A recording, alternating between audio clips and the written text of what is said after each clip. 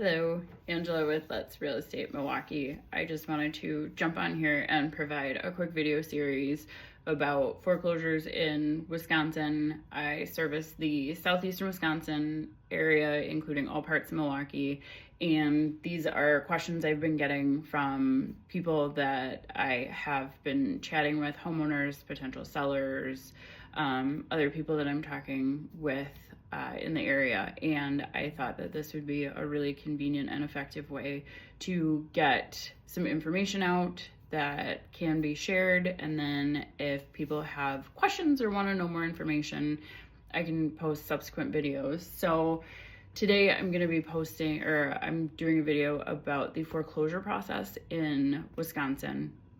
And then also I'll do one on the timeline and options. And then as I get more questions, I'll definitely post more videos in response. So today I will talk about the foreclosure process in Wisconsin. So foreclosure is a legal process that allows a lender to recover outstanding mortgage balances when a borrower has defaulted. So what will happen is if a borrower consistently misses payments, the lender will reach out generally over the phone or send like a notice of default in the mail and to let them know, hey, you're behind, how are we going to get this made current?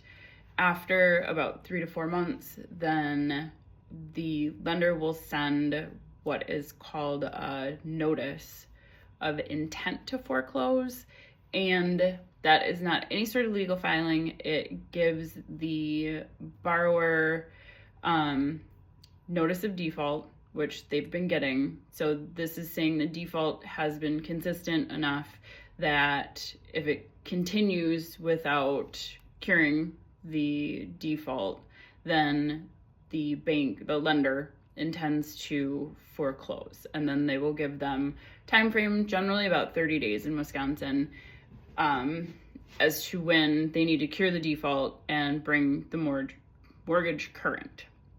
If that doesn't happen, then there will be the foreclosure filing, and in Wisconsin there is lease pendants or lis pendants that is filed alongside of the foreclosure filing, and that is a public notification that there is a suit pending against the property. And this is a bank's way of notifying anyone else that is a creditor that has debts outstanding against this property. So this property collateralizes different loans. If there are any other, then these creditors are able to also foreclose. So there are public filings. A lot of times this is when investors start to get lists. Once this public information of the lease pendants is filed, they will reach out and try to purchase homes from investors. It's a very common practice.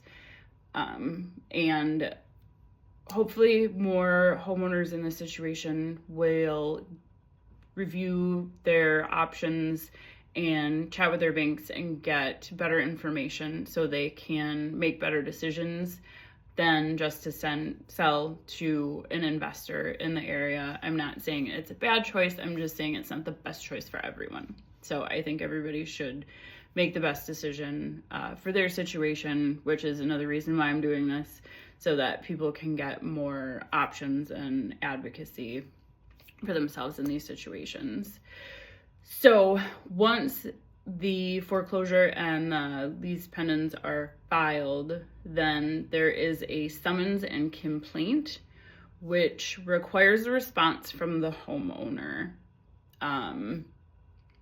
to the lender. And they have 20 days to respond to the lender with the summons and complaint, and it is the official notification of foreclosure. It's notifying the borrower of the foreclosure. So it's the official notification for the borrower of the foreclosure.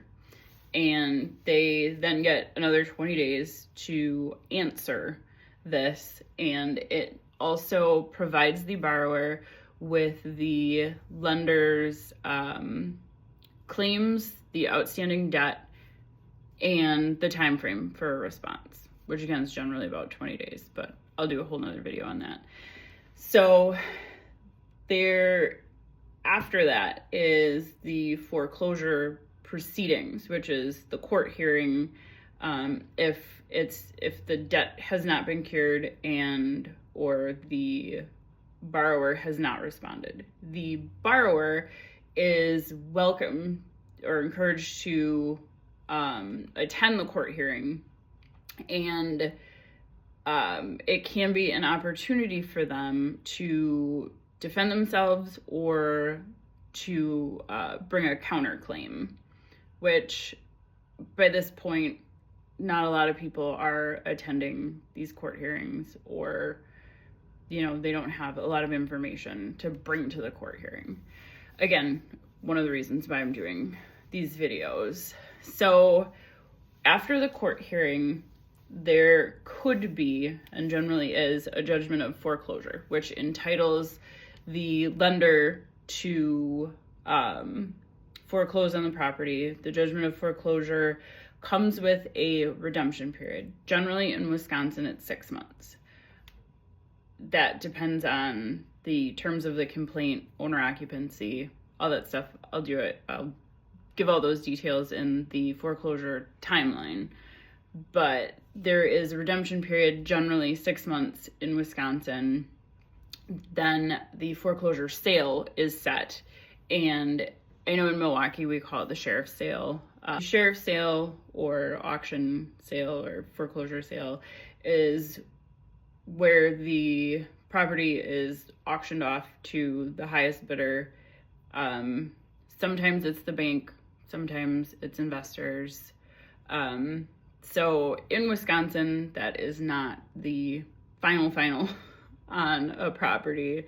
In no less than 5 days, there will be a confirmation hearing or a confirmation sale, and there's a confirmation hearing to confirm the sale, and that will transfer ownership of the property. So it gives the homeowner another opportunity to redeem or bring the loan current and regain ownership and possession of the property. By the confirmation hearing, it is expected that the homeowner has vacated the property and the property is vacant and available for the new owner. Just a couple other quick bits of information. Wisconsin is a judicial state, so that's why there's a lot of court hearings and filings, because judicial foreclosure is a court-ordered legal process for the recovery of the debt of the property.